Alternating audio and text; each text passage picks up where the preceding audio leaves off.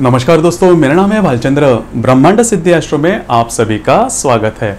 आज के इस वीडियो में हम चर्चा करेंगे जो कि सबसे ज़्यादा महत्वपूर्ण बात है, सबसे ज़्यादा महत्वपूर्ण प्रश्न पूछा जाता है कि विवाह में देरी किस बात से हो जाती है। मतलब कुंडली में ऐसे कौन से योग हैं, अगर वो योग किसी भी कुंडली में है तो विवाह में देरी हो सकती है। आप भी उसके बारे में जान सकते हो। यद्यपि आपको ज्योतिष का ज्ञान ना हो फिर भी आप उसके बारे में पता लगा सकते हो। ये जो एपिसोड है, ये वीडियो पूरी तरह से देखिए, आपको पता चल ही जाएगा। तो विवाह में देरी किस बात से होती है, ऐसी कौन सी बात है जो कि विवाह में देरी लाती है। जो कुंडली होती है उस कुंडली में शुक्र ऐसा ग्रह है, उस ग्रह से विवाह के संदर्भ में सभी प्रकार के हम चर्चा कर सकते हैं, या फिर सभी प्रकार की जो बातें हैं वो हमें यह जो शुक्र है वो शुक्र बता ही देता है। तो शुक्र कौन से राशि में है, मतलब हर जो कुंडली होती है, हर एक कुंडली में ये जो सभी ग्रह होते हैं, सूर्य, मंगल, बुध, गुरु, चंद्रमा, शुक्र, या फिर हर्षल, नेपच्यून, राहु, केतु, प्लूटो, ये जो सभी ग्रह होते हैं वो सभी ग्रह दिखते हैं। लेकिन हर जो ग्रह होता है वह हर एक ग्रह कौन से राशि में है, कौन से स्थान में है, कौन से नक्षत्र में है, या फिर वह ग्रह किसी ग्रह के साथ कौन से योग बना रहा है, उसको ध्यान में लेते हुए आपके जो प्रेडिक्शंस है वो देखे जाते हैं, या फिर कुंडली का जो दर्जा है वो किस प्रकार का है वो हम आंक सकते हैं। तो इसी का कारण यह जो शुक्र है वो शुक्र ग्रह आपके विवाह का कारक होता है, या फिर आपके लैंगिक सुख का भी कारक होता है। उसी प्रकार पैसों के बारे में, या फिर लग्जरी जिसे हम बोलते हैं, वो भी यह जो ग्रह होता है वो दिखाता है।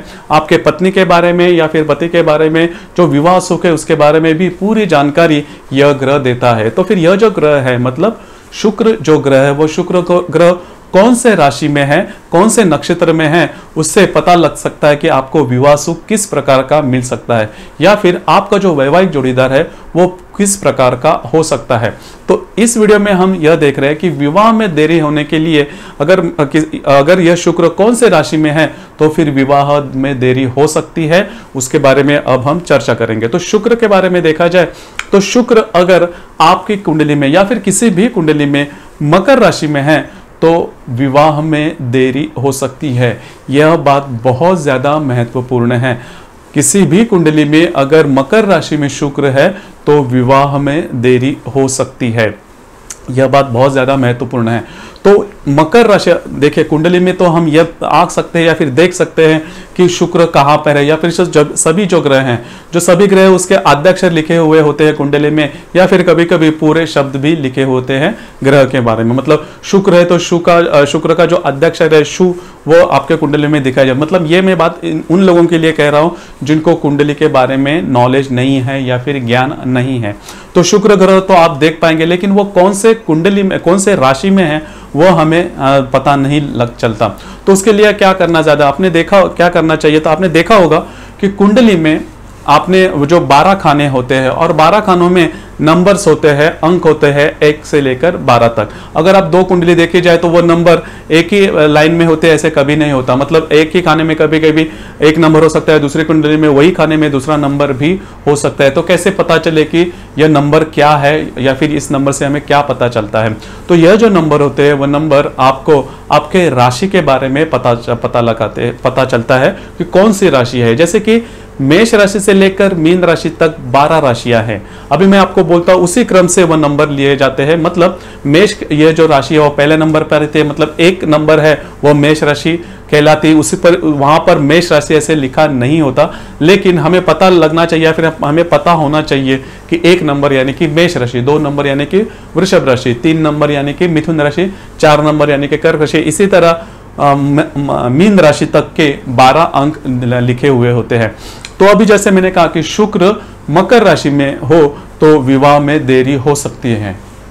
तो फिर जो मकर राशि का जो अंक है वो 10वां अंक है। मतलब अगर 10 नंबर पर शुक्र है तो विवाह में देरी हो सकती है। यह बात बहुत ज्यादा महत्वपूर्ण है।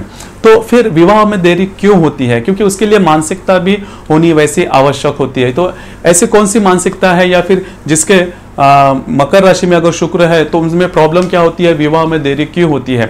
सबसे ज्यादा महत्वपूर्ण बात, अगर मकर राशि में शुक्र हो तो वह जो व्यक्ति होता है जिसे ज्योतिष शास्त्र में जातक भी कहा जाता है, तो वह जो जातक होता है वह हमेशा यह सोचता है कि जिससे मैं विवाह करूं वो आर्थिक रूप से बहुत ज़्यादा सेटल हो, उसमें किसी भी कोई भी प्रकार के प्रॉब्लम नहीं हो, या फिर उनकी थोड़ी अपेक्षाएं होती है, एक्सपेक्टेशन होती है, वो थोड़ी ज़्यादा होती है, अपेक्षाओं की जो लिस्ट होती है वो थोड़ी ज़्यादा होती है, तो इसीलिए वो जो अपेक्षाएं होती है वो पूरी नहीं हो पाती, यह एक बात होती है। दूसरी बात, जैसा वो चाहते हैं उसी प्रकार से सामने से बात नहीं आती, या फिर उसमें थोड़ी बहुत प्रॉब्लम आती है, पूरी तरह से अपेक्षाएं पूरी नहीं होती।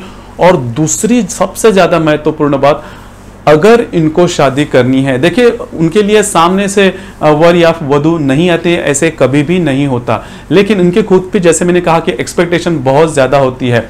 यदि किसी के पत्रिका में ऐसा कोई योग है, मतलब मकर राशि में अगर शुक्र है, तो उन्हें क्या करना चाहिए? पहली सबसे ज़्यादा महत्वपूर्ण बात, आपकी जो भी अपेक्षाएं हैं उनके साथ एडजस्ट होना बहुत ज़्यादा महत्वपूर्ण है।